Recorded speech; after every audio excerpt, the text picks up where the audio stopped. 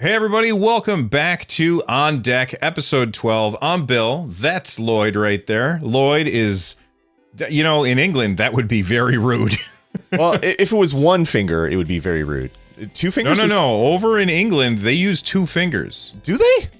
Yeah, they do. That's crazy. That is crazy. There's a show that I used to watch called, they made an Americanized version of the show, about like a dysfunctional family, and the dad's like a lush, and I can't remember the name of the show, and people are gonna tell us in the comments down below whatever it was, because I can't remember. Shameless, I just remembered. Oh, Shameless, okay. Yeah, so, and they were always doing that, and I had to ask Richard and Matt, and I was like, hey, what's that mean? And they were like, oh yeah, that's not a nice gesture. My bad. So that's not what he meant, everybody. Nope. That was just him showing American Sign Language for the number 12. That is correct. If you guys didn't know, this is On Deck, the podcast all about the Steam Deck. Lloyd and I have finally gotten to the point where when we tried just before we hit record to talk about the Stream Deck, we kept saying Steam Deck by accident. So I think Elgato has got to change that name. Before we get started, we want to just say a big thank you to Anthony Talcott for sending in a super thanks on the last episode.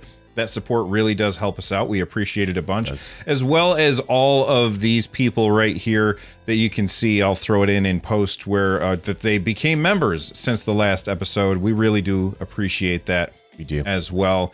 Speaking of the last episode, we got a comment from the last episode, and I think that this is going to give us a good jumping off point. Renee Page said, I have a Steam account, and how do I find out if the games I have run on the Steam Deck? Lloyd, you want to tackle this one? Yeah, well, there is, I'm trying to bring up the link right now, and of course, I didn't have it handy because why would I have anything pre-prepared here? There is a direct link that will take you to the SteamDB, which has all of this information. And Valve has been posting games. I think they're up at like 83 games or 89 games or whatever that have a green check mark. So if you want to see if your games will run on Steam, there is definitely a really good place for you to go and check all that stuff out. And they will actually tell you exactly what is working, what isn't, and what weird sort of issues that are potentially going to get in your way with it. So very, very cool. And you do, through the SteamDB stuff, you have to link your Steam account if you want to, for it to show you all your library and what will work and what will not. But that is just an insanely easy way to go figure out which games are working, which games aren't, and all the little issues that you might run into. Yeah, I'll try and remember when I'm editing the show to put in some B-roll of like showing how to use this tool, because it's really, really cool. Yeah. But basically, you can set a key name that says Common Steam Deck Compatibility, and like Lloyd said, there's a link, and we're going to put that link in the description. So make sure that you look for that. And then you have checkboxes where you can say only show the games that I own. Or you can say only, or you can say hide all of the games that I own. So if I'm shopping, it's not showing me stuff I already have. It's really cool, and I like that they do that kind of thing. Super, super handy. But once the Steam Deck comes out, you'll also be able to, and if you have bought one, when you just go to Steam, it's going to show you, it'll be like, hey, these are games that work on Steam. We have an episode, I can't remember which episode it was, but if you look at our older On Deck episodes, there is one episode where we talk extensively about what Valve has shown off for their Steam Deck verified scheme, which has like little green check marks or little yellow marks or a gray mark, depending on how much testing that it's it received in order to show whether or not it works on the Steam Deck. But, right. That link that Lloyd was talking about, that thing is going to be updated a lot in the next few months and years. And so that's definitely going to be something you're probably going to want to bookmark. 100%. And before we move on, Bill, quick question. Have you been refreshing your deck order page thing to see if the date has changed at all? Mine has not moved, and I'm very sad. But maybe one day I'll be able to get mine in the mail. I've checked mine not every day, but at least once a week. And as soon as you mentioned it, I brought it up and looked right now. And mine still says your expected order availability Q2 2022, right, which makes me super sad because I want, I like, as a content creator, I was just talking to my wife about this because she was like, how's that show going for you? And I was like, thousands of people are showing up and watching the show, which is fantastic. But there's going to be other people that get their hands on these things before we do, and they're going to be able to show it off. And just don't forget about us, everybody, because we're going to do lots and lots of Steam Deck content as soon as we get our grubby little hands on these things. Yep. And, you know, it's Q2 when I get mine, and you're after Q2, right, Lloyd? Oh, Q2 as well. Okay, so yeah, we're both Q2. You can guarantee we're going to have lots of stuff to say. Yep. In fact, before the show, we were talking about how could we stream from the Steam Deck, and you know, make sure you subscribe, and you can find out what we end up doing. So you have not updated either. You're still Q2. Still Q2. And if anybody has an uncle that works at Valve, like everybody that had an uncle that worked at Nintendo, if they want to push us up to like number 1 on the list, I would be okay with that. But yeah, unfortunately, in all likelihood, we're gonna have to wait a few months to get our content out, which is unfortunate, but also kind of cool the way that it's working. You don't have to wait in line at a store or deal with scalpers. Yeah. When it's ready, it'll come to you, and I can be patient, even though I'm a very impatient person. Yeah, same here. I saw a tweet from Wario64 this morning, or maybe it was the Matt Swider guy talking about, hey, there's PS5s for sale at Target, and I was like, well, I'm busy at work, so I can't do it right now. Yeah. And I was after the fact that, like, it was 5 hours ago. Like, I opened it up, and it had been 5 hours since the tweet, so I'm sure that they're all gone. But yeah, I'm really happy the way that Valve is selling this. Like, they are doing it the way that I always wished that console makers and electronics makers would do, where you just buy it and then wait your turn. I think that that's always better than having people, like, they're for sale right now, and everybody rushes in and is trying to buy things all at once. It's just, it doesn't feel good when you go to buy a PS5 and your bank decides, oh, he never buys things from Target, so we're not gonna let this purchase go through. Right. That's a thing that actually happened to me. Oof. Thanks to my bank. Oof. That's rough. Speaking of Wario64, they have been tweeting out recently all of the Steam games that are working on Steam Deck, and so when the the Lunar New Year sale or whatever is rumored to be starting very soon on Steam, I'm sure Wario64 is going to be tweeting out all the good deals with the nice little info card saying Game X runs on Steam Deck with a nice green check mark. So thank you, Wario64. Whatever team of robots you have, they put in the good work, and they do a very good thing. Yes, I mean, you brought it up, and I meant to add this to the show notes, but the Lunar Steam sale, are there games that you personally are like, all right, I'm not buying anything right now because I'm waiting for it to possibly go on sale? I only have 5 things on my wish list right now. I went through my wish list and removed a bunch of stuff that I really didn't want anymore, or I've played on other platforms and I really don't want to get them again. But there's a few games that I really want to pick up. I would, if I could get them for really cheap, that is. Power Wash Simulator, I want to play that game. I know everyone's like, oh, who wants to clean stuff? I want to clean stuff because it looks like stupid fun, and I love dumb games like that. Fist, Forged and Shadow Torch, which is that game's great. Which is a really good Metroidvania that has like ray tracing and everything. Obviously, that's not going to work so well on my Steam Deck, but GeForce Now, I can play it with ray tracing on, which is great. And what's the other one? Tribes of Midgard, I think, is another one that I have there because Valheim isn't enough Viking fun for me. So all those games and some other ones, but yeah, nothing really huge. I got to tell you, even though I've played and beat God of War and Horizon Zero Dawn, I've been hovering over the buy button just because it would be it's just going to be so weird to play those games on a portable that isn't named PSP or Vita. So yeah, just for the weirdness of it, I'm thinking of buying them, but I'm going to be strong and hold out on those, I think. Yeah, I think that I've heard really, really good things about Inscription. And so that's definitely something that's on my list of things that I think would be really fun to play on the Steam Deck. It's good. And What's that? It's really good. I picked it up. They had the Christmas sale or the holiday sale. They had, I think it was called For Your Consideration Bundle that had Inscription, Death's Door, and one other game. And I owned 2 of those games already, so I got Inscription for like $8 or whatever it was. Oh, nice. It's fun. If you like deck builders, if you're not a deck builder fan, well, that ain't the game for you. But it is really fun. It's a horror themed deck builder, and I think that's going to be a lot of fun on the Steam Deck, actually. Yeah, and then the other one that I got my eyeball on is Loop Hero. I keep seeing people tweeting about this, and it looks really fun.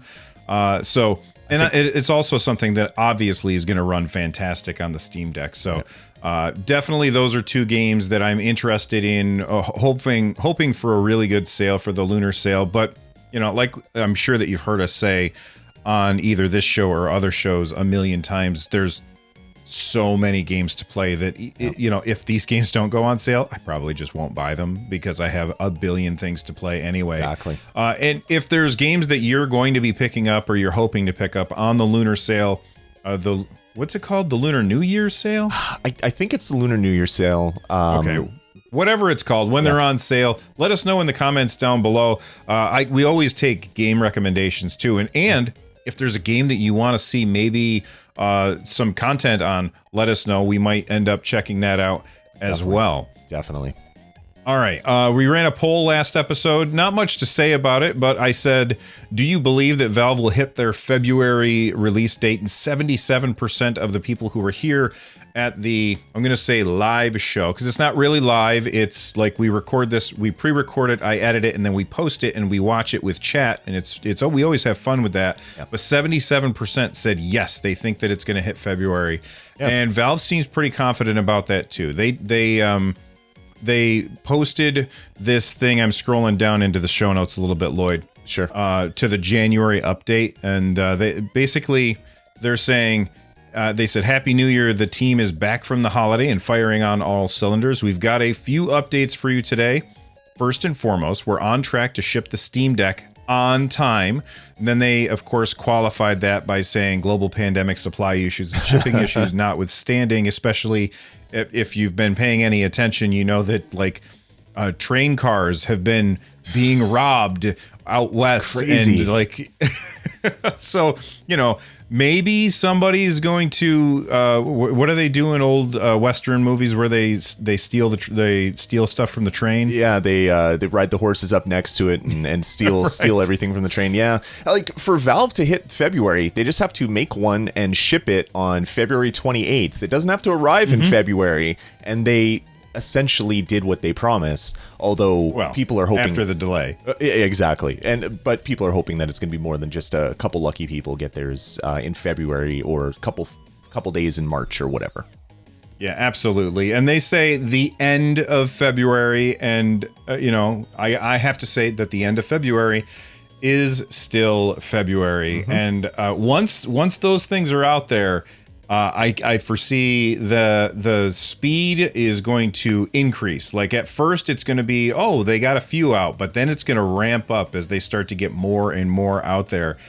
Man, I'm excited for this thing. It's going to be so damn cool. We ran another poll that said, will other devs update their old games? This is because last episode we were talking about how Valve is updating their back catalog to better support the trackpads and better support joysticks instead of just mouse and keyboard.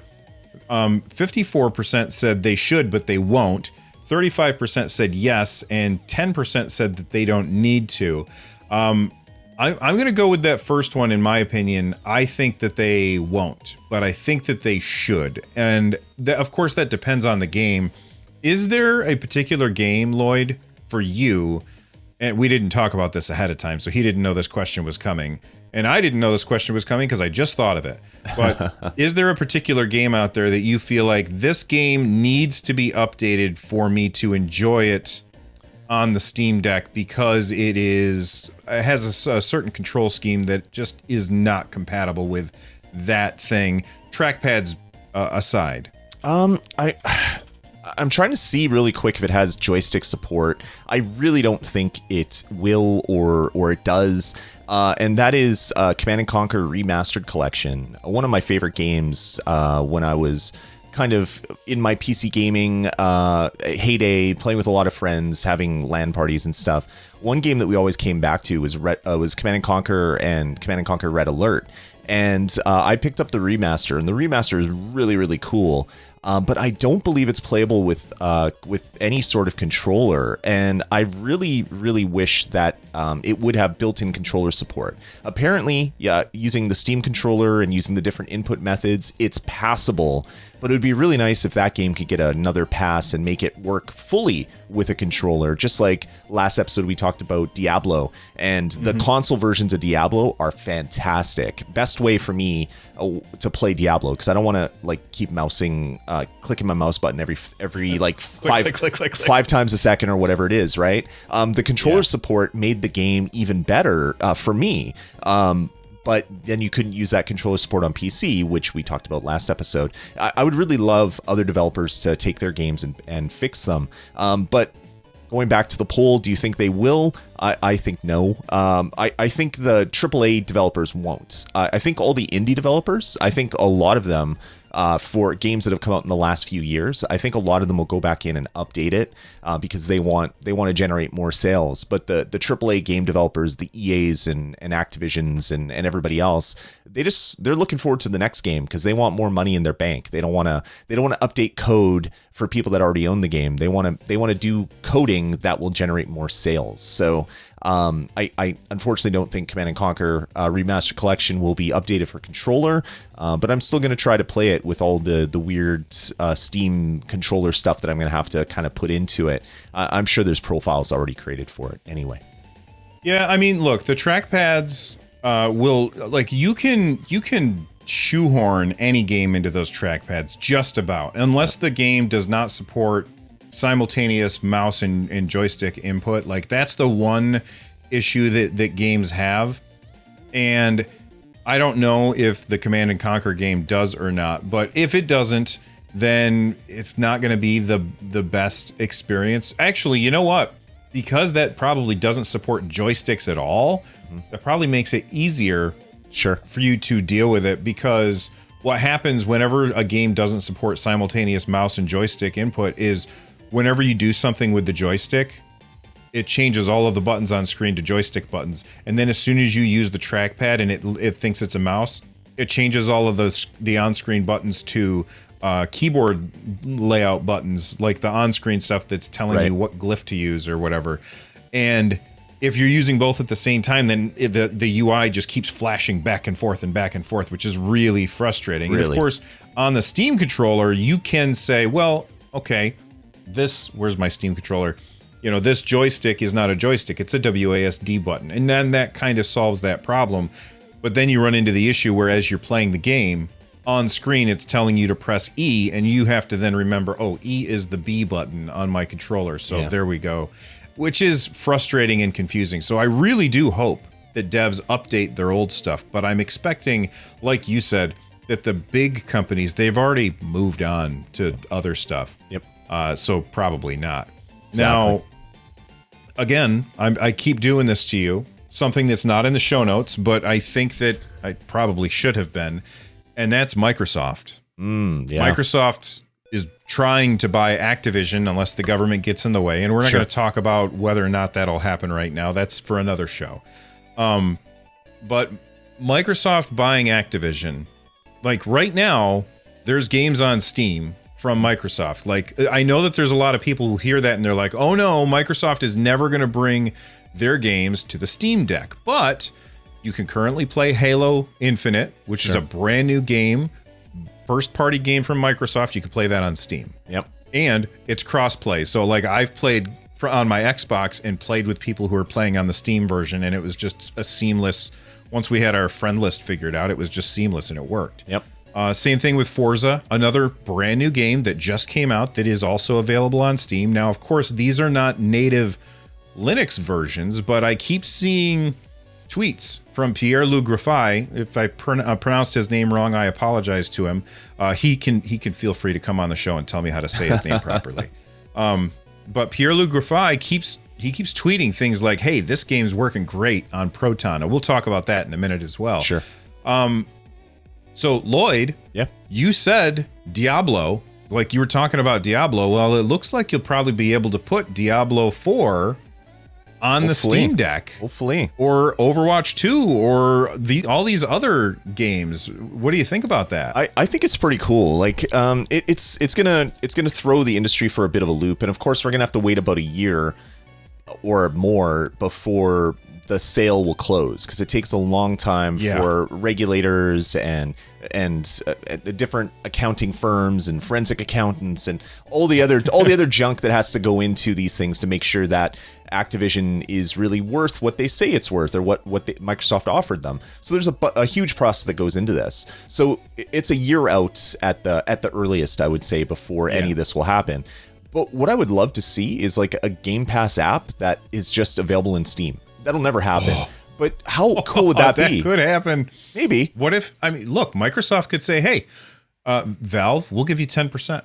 Yeah, there you go. That would be, so it would be really sweet if you could get like a Game Pass app on your Steam Deck and you could just say, "Oh, Death's Door, boom, install. Oh, Halo Wars, boom, install." And it would go to Steam. It would give you a Steam copy of those games so that all the licensing, all the security stuff goes to the proper place. You're not you're not causing any sort of security issues or whatever. There's anti-cheat and all the other garbage. None of that stuff's going to get in the way. Similar to how on PC Game Pass right now, if you want to play Rainbow Six Extinction, you go to your PC Game Pass app on your PC, you say claim, it allows you to sign into your Ubisoft Plus account, and it adds the games to Ubisoft. So you now own these games on another platform, even though you got access to them through Game Pass. So it's a possibility, but man, that would be so damn cool.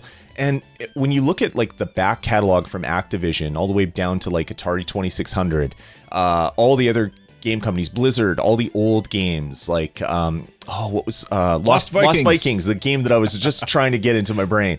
Like all those old games as part of Game Pass playing on your Steam Deck, man, that would be so amazing. It's probably not going to happen. So a good workaround for it, just like a workaround for Diablo for me, or other games, or sorry, not Diablo, Minecraft for me, and other games that people are saying won't run properly on the Steam Deck using the Linux operating system, is just dual boot into Windows for the next little while until something like this gets sorted out. So you have your Windows boot, which will bring you into the Bedrock version of Minecraft, Halo Wars, Halo Infinite, Forza, Microsoft Flight Simulator. All those games will run with the Windows versions, and then you reboot and you're back in Linux and you have all of the SteamOS stuff on it. So that'll be a nice workaround. But man, if they could bundle that somehow as an app and put it on Steam and then on PlayStation down the road and the Nintendo Switch, like have Game Pass on all the other platforms. It'll never happen, but man, that would be such an amazing future. Just like buying a new console and getting a Netflix icon on it. It's the same sort of thing, right? You get access to a bunch of content through some third-party icon. But man, just the sheer amount of IPs that Activision Blizzard own just makes my mouth start salivating with all the fun old game experiences that I'll be able to play for free, essentially, because I have Game Pass until 2097 or whatever, when you could convert your 6 years of Xbox Live, or up to 6 years of Xbox Live for a penny or whatever it was, or $1 or whatever it was. Like my Game Pass is never going to run out, and just all these old games and playing them on my Steam Deck, man, oh, that would be so amazing. Yeah, and even, Game Pass aside, just the fact that Microsoft is not shying away from putting their games on Steam, so now you don't even have to worry about some other launcher. You can just buy the game from Steam, and hopefully it runs okay on Proton. And like from what Valve has been saying, they feel pretty confident that Proton is going to take care of most of the issues for us, which is very, very good to hear. And of course, there's going to be people in the comments down below that are going to say like, well, this game doesn't work and this game doesn't work on Proton. But you're also not running on the latest version of Proton that Valve has. And I'm not saying that that's going to solve every problem. Right. But I don't think that Valve would be going this route if they didn't have the confidence. Like last episode, we talked about how confident they are and how awesome that is. I don't think they'd be going this route if they didn't have the confidence that most games are just going to work out of the box. 100%. And we're seeing tweets to that effect from not just Valve, from other developers saying, oh my God, I didn't think it would work this well, but my game runs fine through the Proton compatibility layer, which is great. That is amazing. That's exactly what you want to see. And I'm so excited for Proton to ship with SteamOS 3, because that means that it's going to be usable on other platforms after, because people are going to take all the work that was done with Proton and install it on other versions of Linux and other OSs, and everyone's going to benefit from all this heavy lifting and hard work that Valve is doing. And speaking of, devs that have been talking about their experience with the Steam Deck, there's this really cool dev interview with an anonymous developer who wanted to not get in trouble for answering Boiling Steam's questions, which smart move, man. And they got asked a bunch of questions, and they said, yeah, I'll answer some of them, and no, I won't answer some of the other ones. So Lloyd, one of the ones that I looked at on here, it says, how fast are the load times for micro SD card? And they're like, it's indistinguishable. I didn't get out a stopwatch or anything, but right. There's no problems. You could you're not going to notice the difference. That is really exciting to me, because that's one thing I was a little worried about, is how fast is it going to be? Because I got the middle version. I didn't get the most expensive version that has the fastest everything and the biggest storage. I got the middle of the road version because I was a little nervous about spending $650 on something. But having them be just indistinguishable from what's in the Steam Deck. And I think that he says that he has the 256 gigabyte version, which is the one that I ordered. That's pretty exciting news. Does that make you feel better about you ordering the 64 gigabyte version? For sure. I really wish I could go back in time and choose 256 instead. Choosing 64 was just a hedging my bets kind of thing. I thought I could switch it down the road. Obviously, that's not... Well, I could switch it, but then I'd be way at the back of the line, which is never going to happen. But we saw early reports of how fast things are loading from SD card. And then we found out all of the kind of early video that we saw where people were invited to Valve to go hands-on, and you had Linux tech tips. You had I'm blanking, Digital Foundry guys. You had a whole bunch of people that had hands-on with this, and they're like, it was so fast. And then we found out after that every single game we played was running from the SD card, which kind of blew our minds. So I was already feeling pretty good, but I like to feel better. And getting interviews like this done where the developers are saying, yeah, it's fast. Because the developer would be the first one to say, yeah, our game is running well, but the load times are a little slow. So hopefully Valve can work on that. They're not saying that. They're saying, yep, it runs fast and it's indistinguishable. So that makes me very excited. Yeah, he also says a couple other really interesting things on there. First off, he says, how much better does it feel than a Switch when playing games if you had to compare qualitatively? And the dev says it's more comfortable to play for longer sessions. The button placement is really good. It's wider than the Switch, which helps with the Steam Deck's weight distribution. I think it was episode 2 of On Deck. We talked about how heavy it was because Valve had released the actual all the very technical specifications, and it was easily 2 Switches worth of mass, and so it's pretty heavy. But the fact that it's wider means that it distributes that weight a little bit more. And I also really like the placement of the sticks and the buttons. So hearing that all of the things that I'm excited for when I saw the Steam Deck, he's like, yeah, that's true. Any thoughts there? No, not really. Yeah, that was really great to see. There's going to be comparisons to the Nintendo Switch forever. That's kind of the thing that will persist with this device for at least the first year or two. The one part of this interview that really kind of got my ears perked up a little bit and then a little bit sad was, are there many games where you tried where the low resolution display made things harder to enjoy?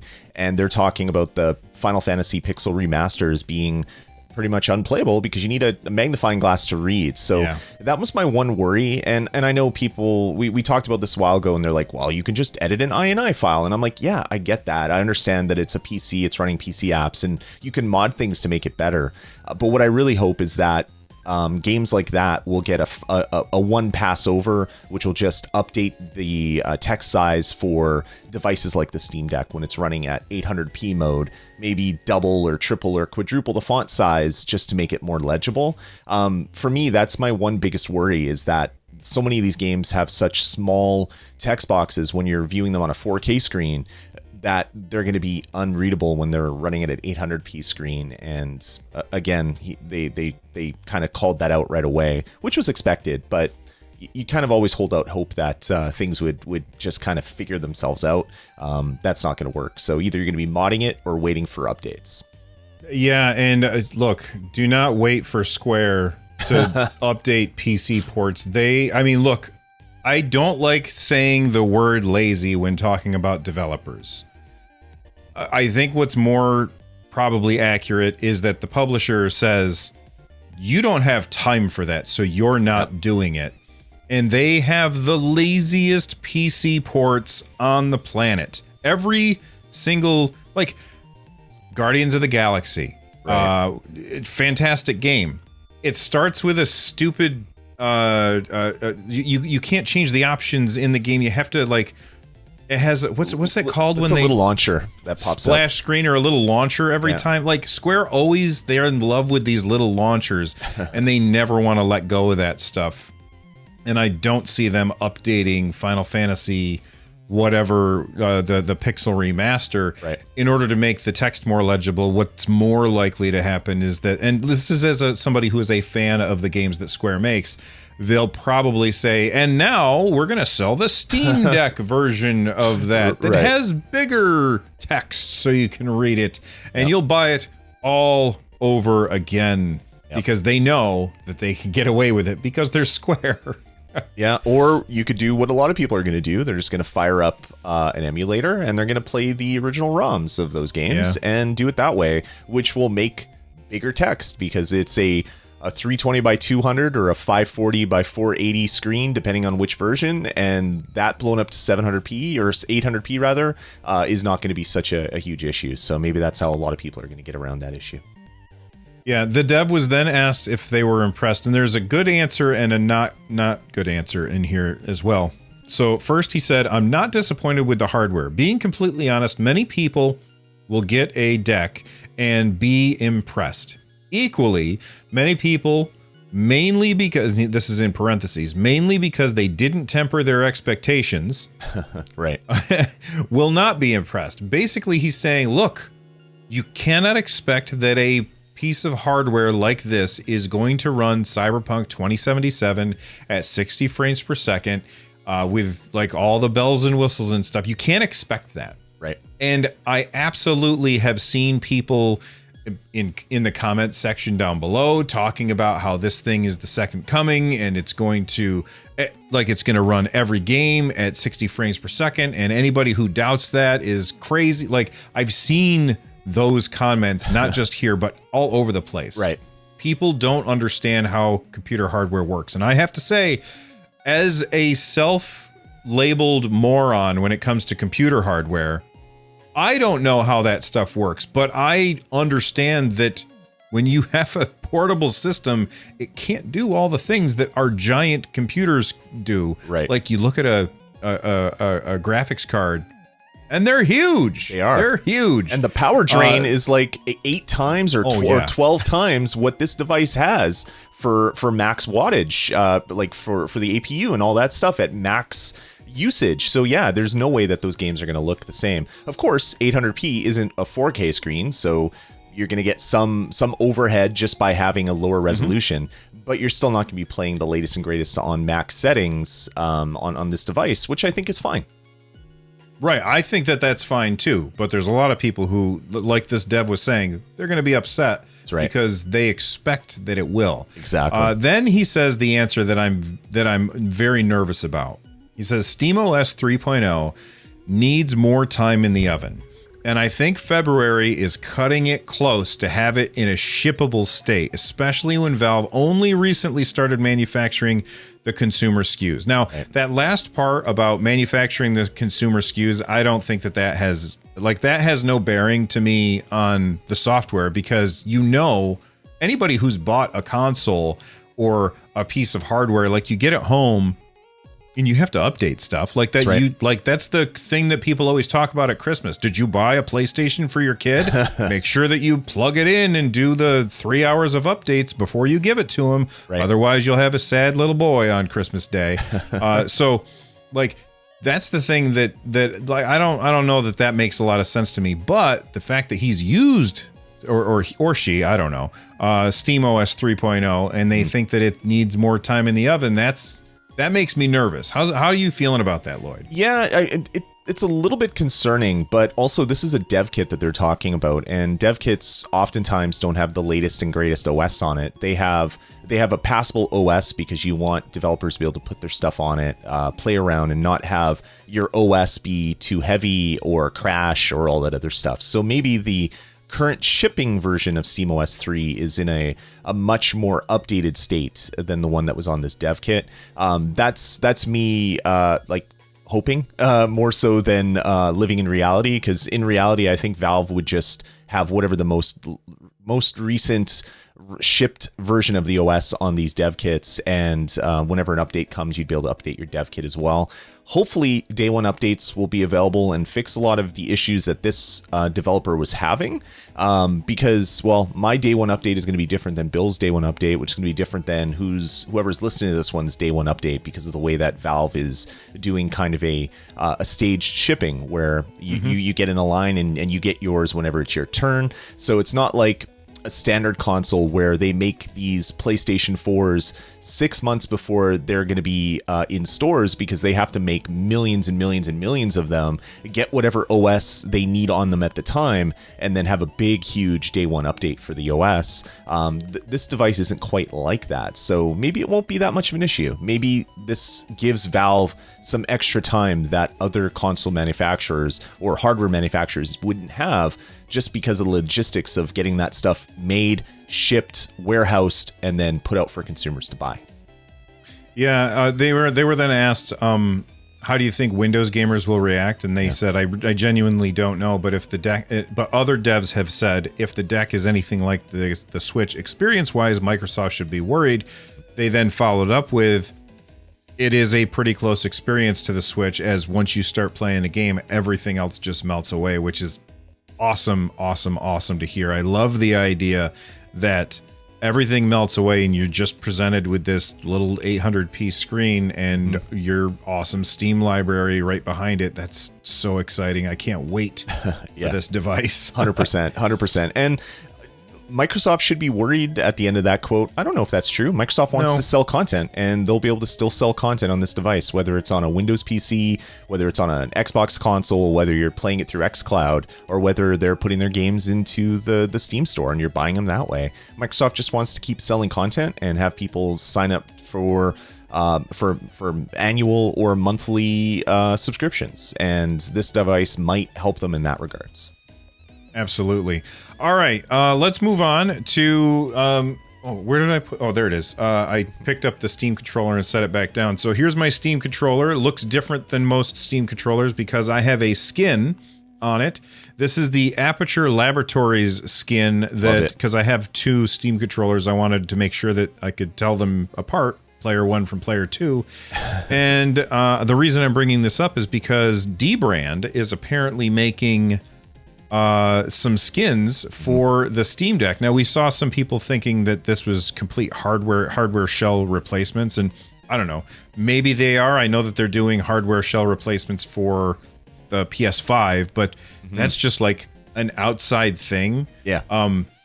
The thing about those shells on the PS5, they are designed to come off so you can easily like pop it out and replace like the hard drive or something, the SSD in it or something. Right. The Steam Deck is not supposed to be taken apart. Like they showed us how to take it apart, but they said don't do this at the beginning of their video. Right. And then at the end of the video, they said if you followed our directions, you didn't do any of the things that we just showed you. Don't take it apart. Right. And a shell replacement involves taking it apart. And I don't know about you. I know that I am like I'm bad at a lot of things. I am especially bad when it comes to trying to take electronics apart and get them to fit back together. Right. This thing, when they showed us the inside of the Steam Deck, it looked incredibly packed. Like this thing is clearly built by a machine.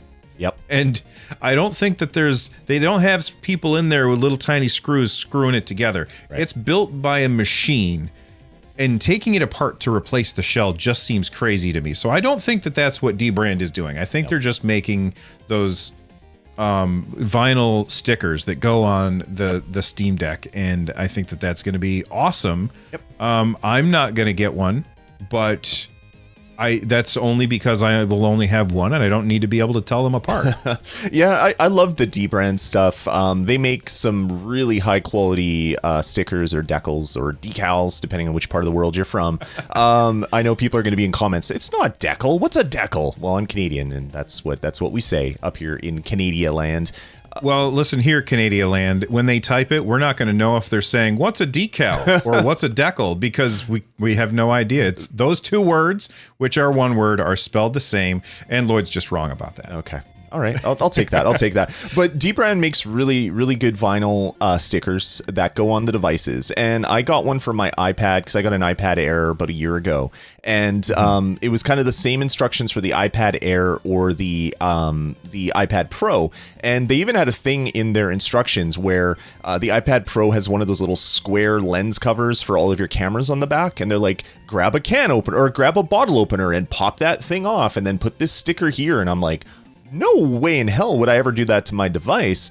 But they get down to that level where you're actually putting little tiny stickers on little edges. So the image that they showed off was the top of the Steam Deck with a white sticker covering the whole thing. Looks really cool, and it looks like there's maybe some textured stuff on some of the other things. I have no doubt that they're going to do it. But I also have no doubt that people are going to be selling full case replacements. You'll be able to get an atomic purple Steam Deck case because they existed for the Nintendo Switch. They exist for a bunch of different devices.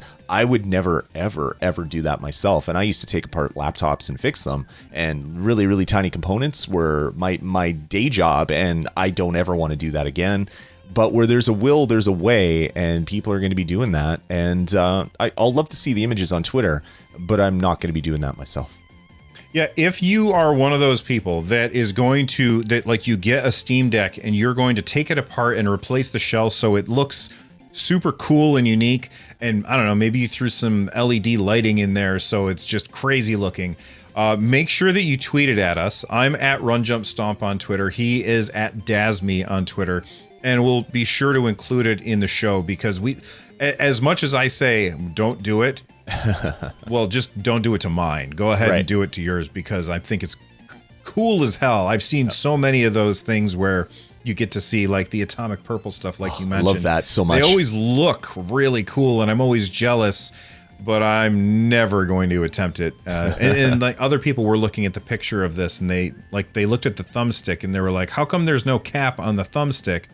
And honestly, I think that's a render. I don't think that that's a real picture. Yeah. Do you think that's a real picture? I think it's just a render. I think it's a render. I think they 3D printed some samples to spec just so they could work on the sizing for their sticker sheets to get all that stuff ready. So I think this is a render of something that they would put out for their 3D printer or whatever. But yeah, it's good that they're working on it. They make really great stuff. They're a company that is super snarky and angry all the time because it's like they're a robot that is controlling this company and stupid humans buying stickers and blah, blah, blah, blah. I love their company. I love their marketing. But I can't wait to see what they bring out for the Steam Deck down the road.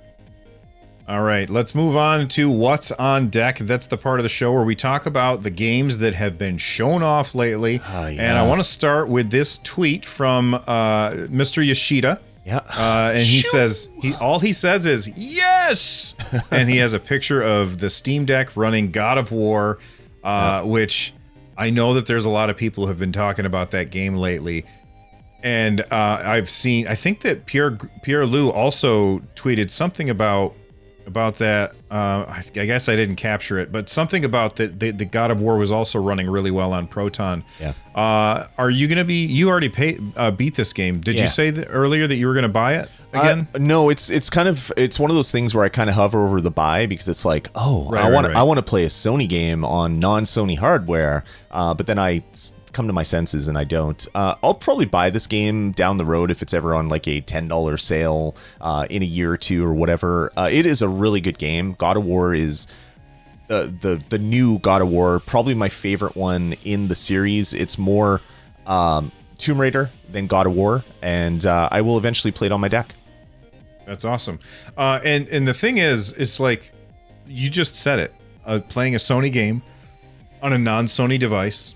Right. And we were talking about it earlier, playing Microsoft stuff on a non-Microsoft device. It seems like Bizarre everybody world. assumes that that Microsoft and Sony, they only ever want you to play their games on their devices, but both of those companies, more so Microsoft than Sony, I think. Yep. Although Sony seems to be coming around at this point, they understand that when they sell you a game that they otherwise would be unable to sell you because you don't have the appropriate hardware, they make money. And I don't know if you know about these companies, but they like that green stuff or whatever color it happens to be in the country that you live in.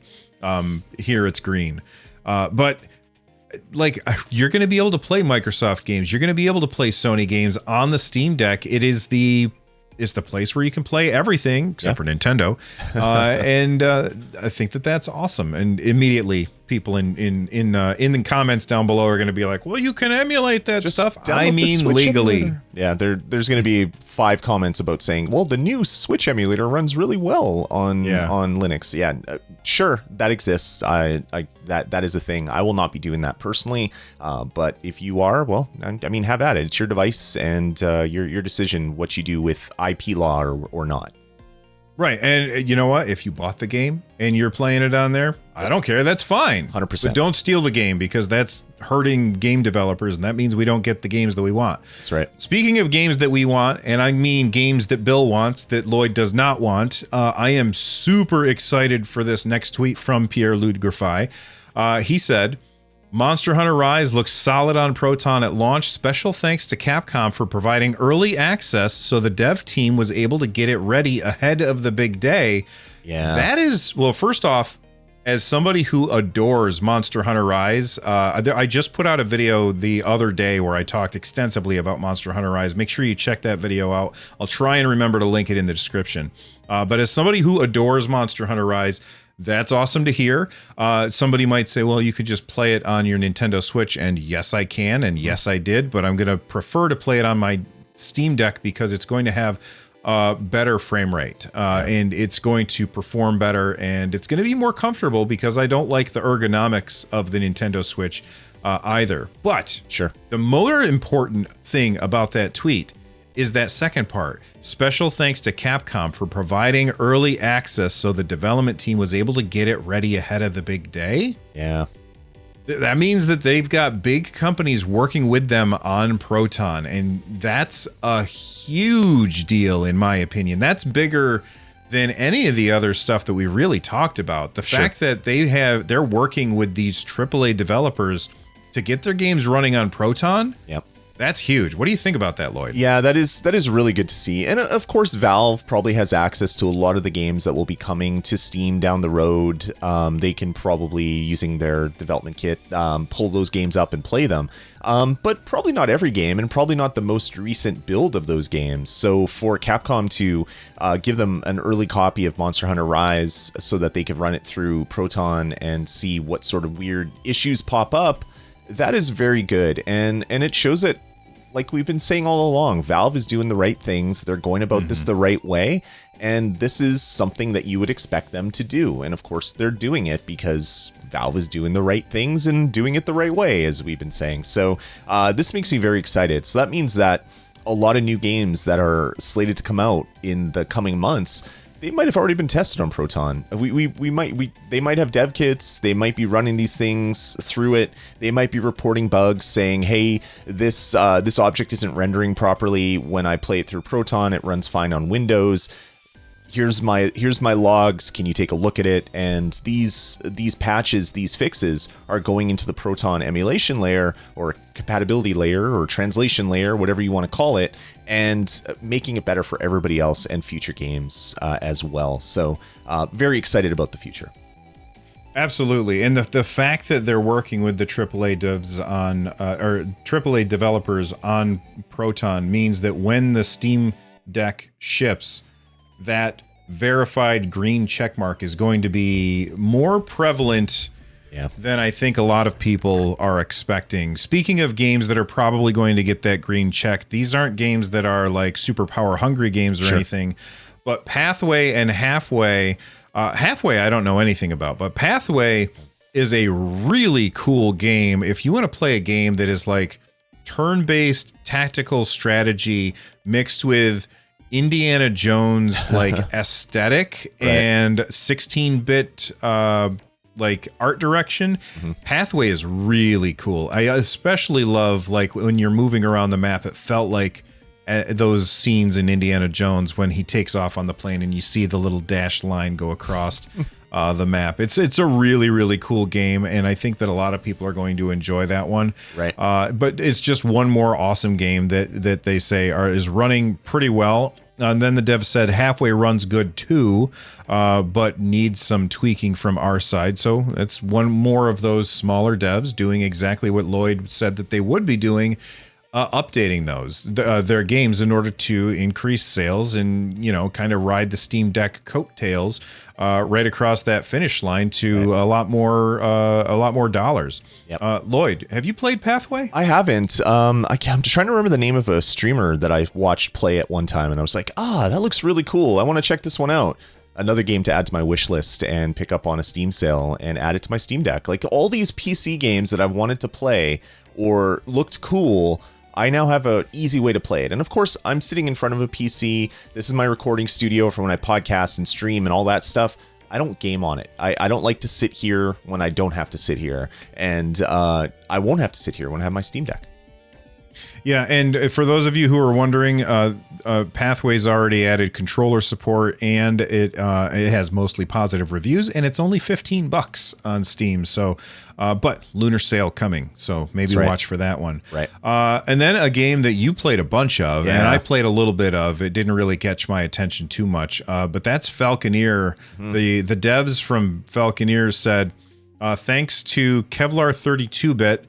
So basically, they got a Steam Deck loaned to them from another dev, but they said, I can finally see the UI scaling at work. This isn't a Proton version, but a native Linux version updated to the same improvements that also got the Switch, the Falconer on an 80 on Metacritic with maxed out graphics on Valve software, upcoming Steam Deck. So the Falconeer, which is a very pretty game. I played it a little bit on Stadia, and you played it completely on Stadia? Not all the way on Stadia. Not all the way. Okay. Like that game's running at maxed out graphics, which is really good to hear because that's a pretty game. It's really great. It's also weird that this one dude, Thomas Sala, is making this game himself on all these different platforms. And I follow him on Twitter because it just blows my mind that this one developer is making a version of his game on all the different platforms individually. But he was just tweaking. He was like, I want to see how a VR version of the Falconeer would look like. So he quickly, over a day and a half, it seems, got a fully VR version of his game working. So if any indie developer is going to get their game running at the highest frame rate and clip and graphical fidelity, it's going to be Thomas Sala. And Falconeer is a fantastic game, so that's another one to play on the deck. I don't have a Steam copy of this game, so I'm going to have to wishlist that one as well. There you go. You want to tell everybody what the Falconeer, what kind of game that is? Real quick? Yeah. It's a dogfighting game where you basically fly around on big birds with guns, and you're doing dogfights. It's a hell of a lot of fun, and it had the best dogfight gameplay controls until I played Chorus, which I think I like the dogfight controls a little bit more. But that's because you have special powers and you can jump behind someone that is constantly getting away from you.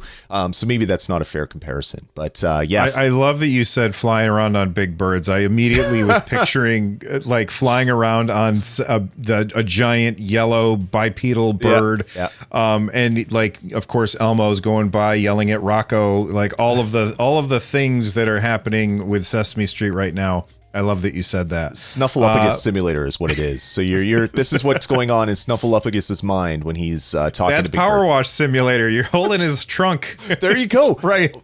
Hey, free mod idea for anybody out there that wants to add that to the game. That's right. Just tell people in your mod to watch our show. That's right. And I'm sorry if you get sued by whoever it is. Not PBS. Who is it? I don't know. Didn't someone buy? Didn't HBO yeah. owns Sesame Street now, I think. So weird. Anyway, hey, if you've been watching the show for this long, you probably have enjoyed it. So make sure you click on that like button down below. And, you know, we talked about some indie games that are coming to the Steam Deck. I'm curious what your favorite indie games are that you're looking forward to playing on the Steam Deck, because this, like, we can talk all day about the AAA stuff, and a lot of the AAA stuff will work, but won't work amazing. The indie stuff is going to be fantastic, because that's usually not tons and tons of power required in order to run those games. So let us know in the comments right down below that like button those games that you are looking for that are indie games, not the AAA experiences. And maybe we'll talk more about that stuff on episode 13, lucky number 13, which will be back in a couple weeks. Anything that you want to talk about or mention before we get out of here, Lloyd? No, I don't think so, man. I can't believe it's the 21st. We're recording this one on Friday the 21st. It's coming out on Monday the 23rd, because we're giving you some behind the scenes. You're looking at the man behind the curtain right now. It's almost the end of January. February is right upon us. This is real now. Like, I feel, I was going to say this before, but we got into other things. I haven't been this hyped about a piece of hardware until the Nintendo Switch. And I can remember feeling the same way, refreshing all the blogs, looking for developer interviews, looking at games, looking at this, looking at that, and dreaming about sitting on my couch with a portable game device in my hand that wasn't a DS or a 3DS or whatever. I have the exact same, like, butterflies in my stomach almost feeling waiting for this device. And I cannot wait for the Steam Deck. And we're like a month away from the first lucky people getting theirs. Sadly, it'll be probably not us. Probably 3-4 months before I get mine. But I'm okay. I'll be patient in this regard. But yeah, really excited about this, man.